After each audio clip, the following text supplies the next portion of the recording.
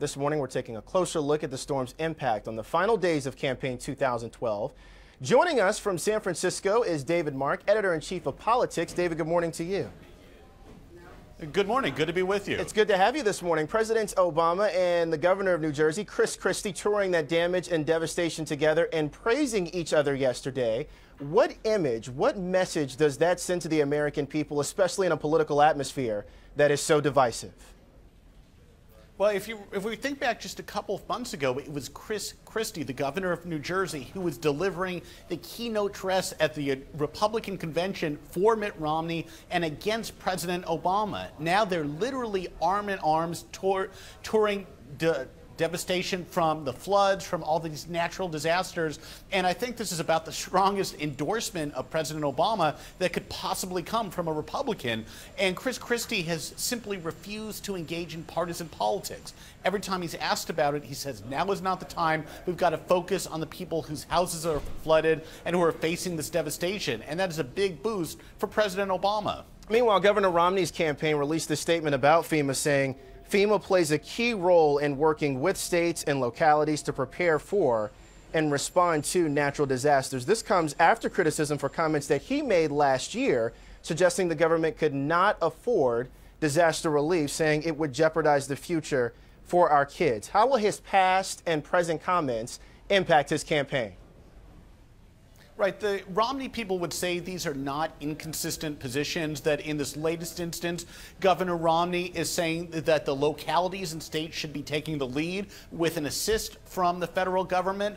But I think in a situation like this, that goes directly against what we see, the dynamic between President Obama, Governor Chris Christie in New Jersey, and other officials. I think this is a tough one to square for the Romney campaign. So was yesterday's move saving him at all? Was it strategy? Was he actually trying to maybe not scare away voters who are in favor of FEMA and maybe because of Sandy realize that they may need that organization?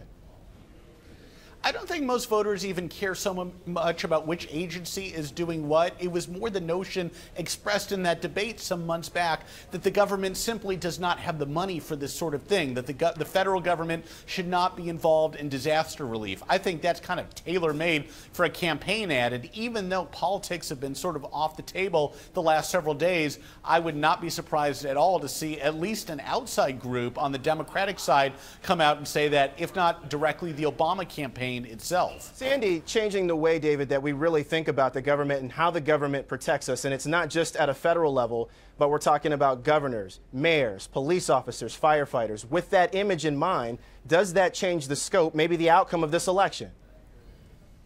Certainly, you've got a lot of people who were literally in the storm of the path who might have been voting early, who might have wanted to cast their ballots before Election Day on Tuesday. That may have been disrupted.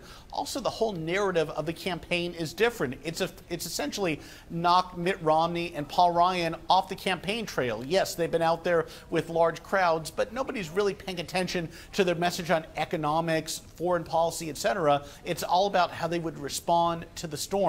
So it really has changed the whole nature of the campaign just in the last week or so. Speaking of which, Governor Romney back on the campaign trail yesterday, the president back on the campaign trail today. Will we see a change in tone in these days before the election? Will things be different because of Sandy?